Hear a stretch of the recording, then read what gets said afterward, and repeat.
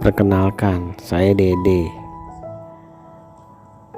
Bulan Juni ini saya akan melakukan pendakian ke Gunung Semeru,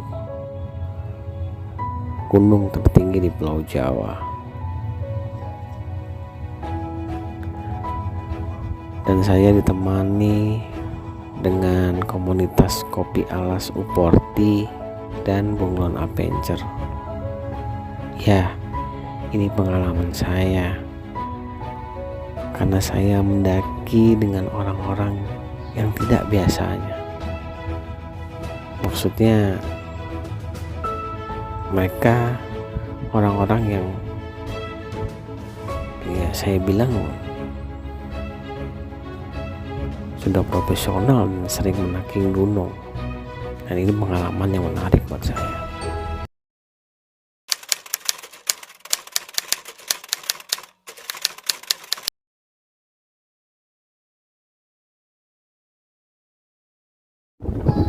Karena saya tidak sempat merekam saat di jeep, ini adalah satu-satunya rekaman yang diambil oleh Om Igor.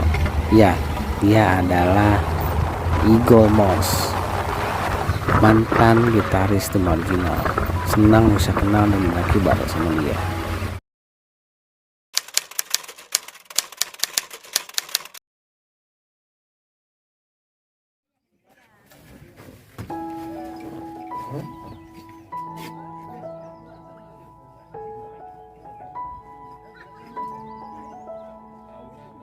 Asik banget suaranya.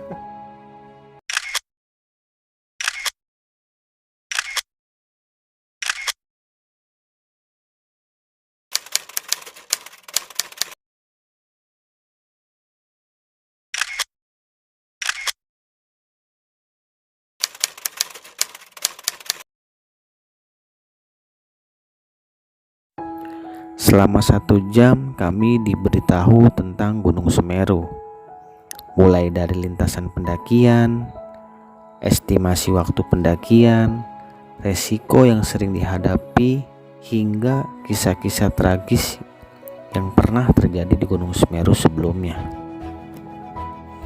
Intinya kita harus bijak dalam mendaki. Ya, disitulah poin pentingnya.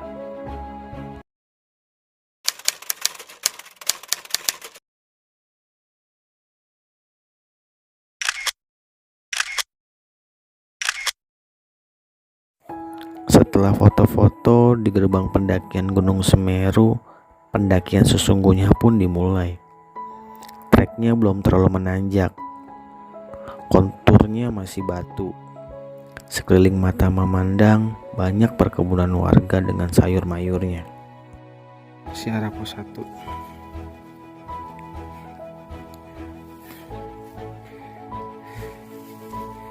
Kabut.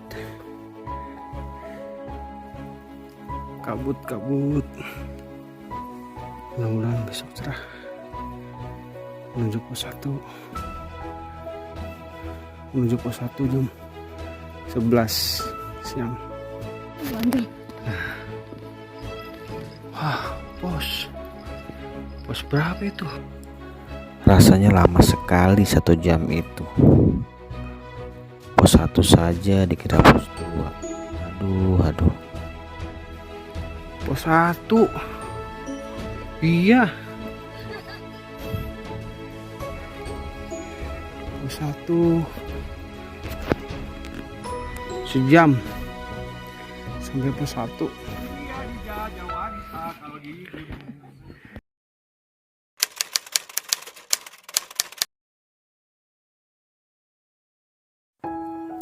Saya pun melanjutkan perjalanan ke pos 2.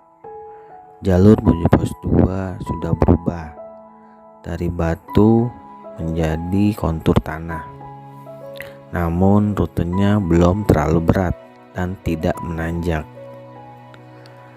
Meski demikian, kita harus hati-hati karena di kiri jalan itu adalah jurang.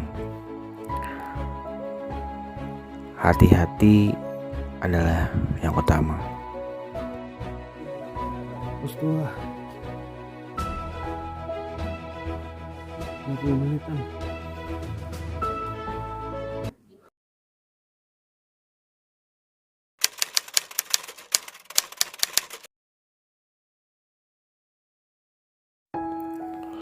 Setelah istirahat di pos 2, saya pun melanjutkan perjalanan ke pos 3. Menuju pos 3, jalan lebih panjang dan memutar. Hari itu kabut sangat tebal, hingga saya tidak dapat menikmati pemandangan dari perjalanan.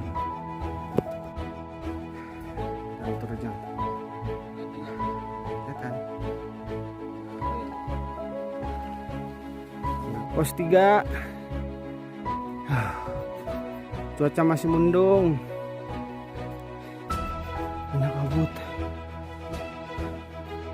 Berapa jam?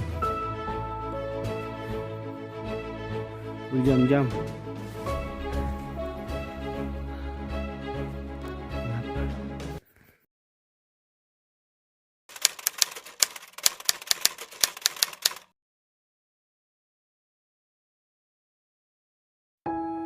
Menuju pos 4, masih kabut. Oke,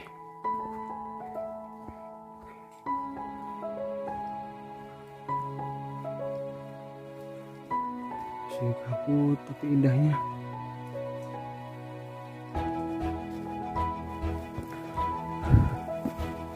Halo, halo. Oke, makasih. Begitulah para pendaki ketika bertemu. Semangat kakak, tinggal 10 menit lagi sampai kok. Ya, itu adalah sapaan saat para pendaki bertemu di jalur pendakian. Dan karena jalurnya juga setapak, pasti salah satu harus ada yang berhenti atau mengalah. Di gunung juga harus antri kan.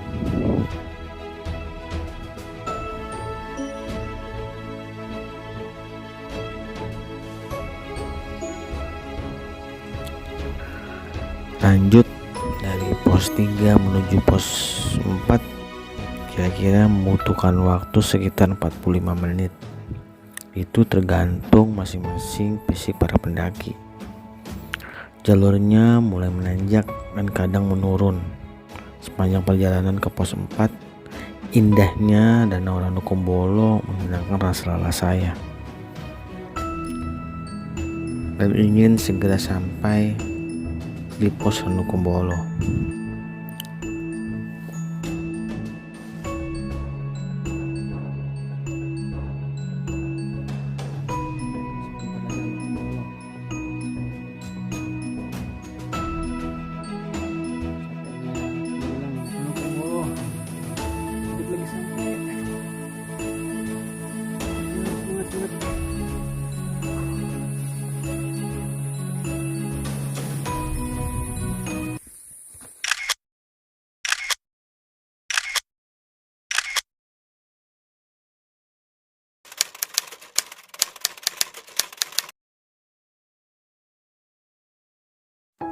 Sampai di pos 4 saya tidak istirahat dan melanjutkan ke pos Ranukumbolo.